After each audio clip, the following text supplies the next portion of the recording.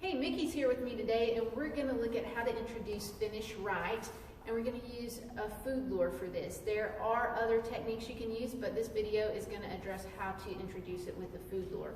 And what the finish right behavior is where your dog is going to go from sitting in front, they'll go all the way around behind you and come up to heel position. The names for these finishes are based off of competitive obedience, where every dog has to heel on the left. If you were heeling on the right, you could certainly do this. You'll just reverse everything. If you are thinking about doing competitive obedience, you've got to heel on the left. So if you're heeling on the right and you're wanting to do competitive obedience, go ahead and switch to heeling on the left now, because you cannot go in any type of competitive obedience venue and heel with your dog on the right. All right, we're going to show this from a couple of different angles. We'll start with in front, and then we'll start from the side so you guys can see both angles of it. And then for this one, we want to have food in both of our hands. So let's get ourselves set up before we even try it. I've got a couple of treats in each hand. I'm going to get Mickey nice and straight in front of me. There we go. And then what I'm going to do to get this started is with my food, I'm doing a lure while I step back right hand and right leg. When she gets behind me, I am not going to pass the treats over. That's why I have them in both hands, so I can just have my hands meet in the middle, and then without having to worry about passing the treats and maybe dropping them, I can pick her up with my left hand.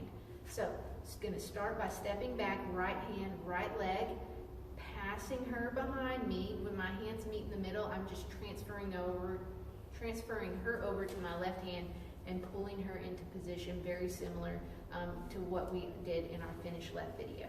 Okay, so we got her on in the sit front. She's nice and straight. Got myself set up. I've got food in both hands. I'm going to say my word, and then I'm going to do my lure. Because I do heel for my flip, or my finish left, I'm going to pick a different word for this one. Place. Okay, so she didn't quite follow that. Let's try that again. Bye. Good. Get your sit, you'll mark it and release. Great.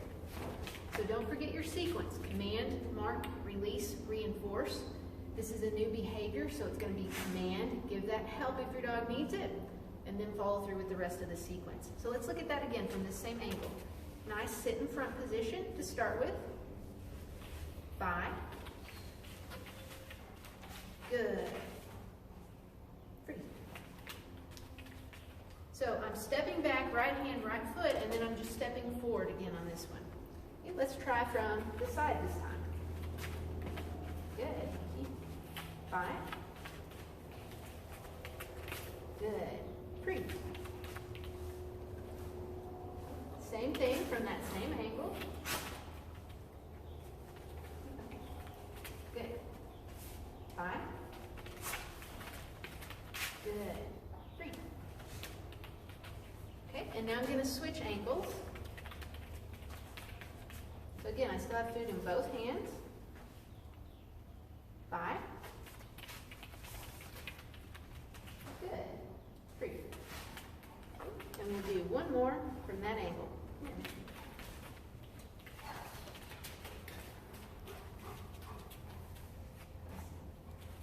Come on, Rhonda.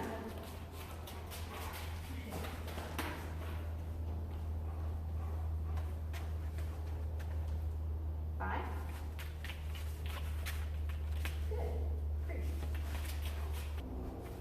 Without the dog, it looks like this. Bye. And then you'll mark and release once you get them in sit position. It's your job as a healer to use that food to place them where you want. If your dog's sitting crooked, that's not their fault. Make an adjustment as the handler. It can be something as subtle as the angle you're holding your hand. Now I use the word bye for this. You can use whatever word you want to.